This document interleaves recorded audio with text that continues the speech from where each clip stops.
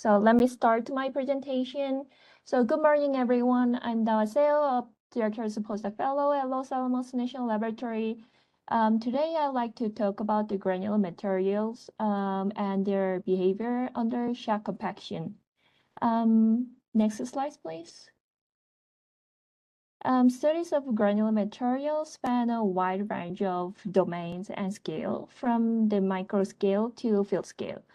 My research focuses on how particle scale features influence the macroscopic behavior of granular materials, especially under high strain rates, such as shock compaction. This is because rapid compression of granular material is key for understanding several fields, including understanding the subsurface interactions and planetary defense.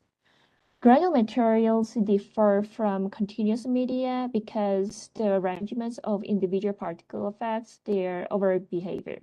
While past studies have noticed the impact of particle arrangements, they often didn't isolate this factor. And in this study, I will focus solely on the effect of particle arrangement, keeping particle size and porosity constant. Next slide, please. I developed selective particle removal strategy to generate various particle arrangements. To create particle sets that closely mimic real condition, I developed the dry fluviation method, dropping particle under gravity.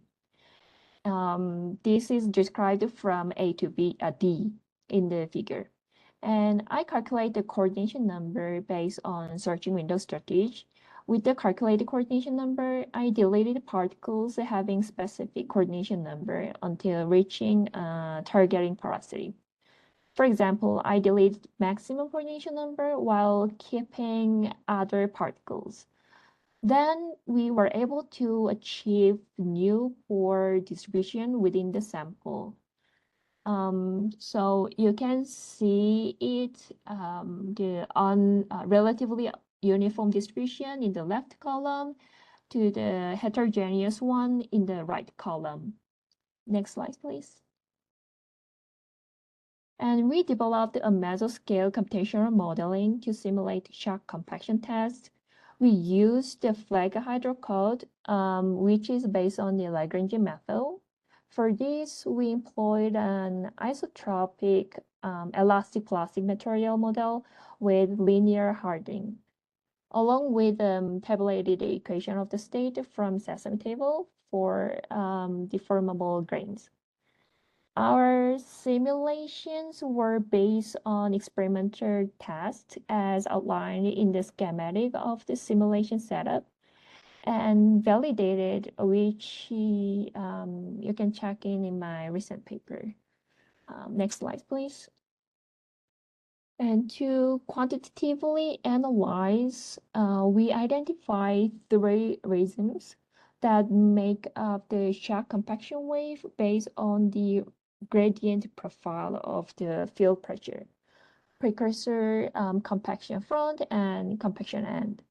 The precursor indicates the propagating contact force. Compaction front is the positions where the most particles experience the pressure, while compaction end indicates post-shock regime, where the pressure value tends to show constant value. So those 3 features were quantified based on the pressure as shown in those equations. Next slide, please. This figure shows examples of flat simulation visualizing pressure for 3 particle shapes. Circular particles display faster shock compaction propagation, while the square-shaped particle exhibits slowest velocity. And this discrepancy in shock compaction velocity is introduced by particle rearrangement. Circular particle can freely slide to the void space easier than more angular particle having edge. In other words, energy dissipated through particle rearrangements by displacement and rotation which is harder in angular particles, results in the slower velocity of ellipse and square than the circular particles. Next slide, please. The figures shows the 1D Shack compaction response analysis for circular particles in case 1, which is uniform pore distribution, and in case 3, the heterogeneous pore distribution. Case 3 exhibits slower Shack compaction velocity compared to case 1. This indicates that the pore distribution affects the response. In addition, the precursor thickness or the distance between the precursor and the compaction front is longer in case 3. This suggests that denser particle cluster with higher coordination number propagates force chains faster. But the heterogeneous pores in case 3 led to a longer incubation time, and this results slowing the overall compaction velocity. Next slide, please.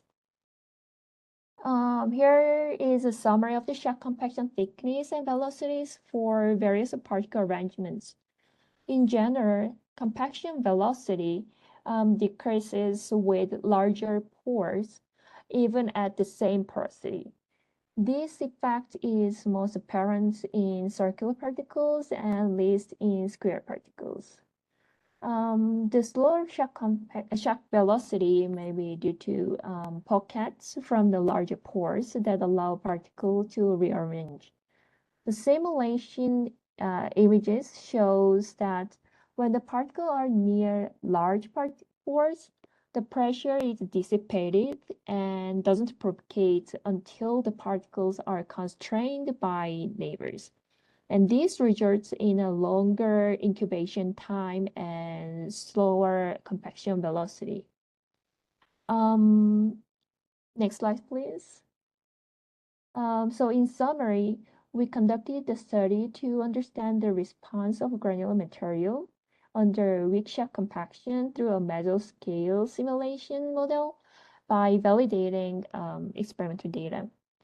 The initial pore size distribution affects the shock compaction velocity no matter the particle shape. If a specimen has heterogeneous pore size distribution, in other words, in this study, it was bimodal pore size distribution, it constantly shows a slower shock compaction velocity compared to one with a relatively uniform pore size distribution.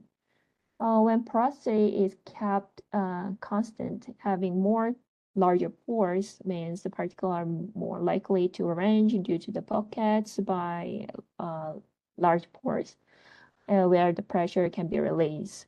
And this phenomenon was clear in circular case by showing up to 25% differences in the shock compaction wave velocities.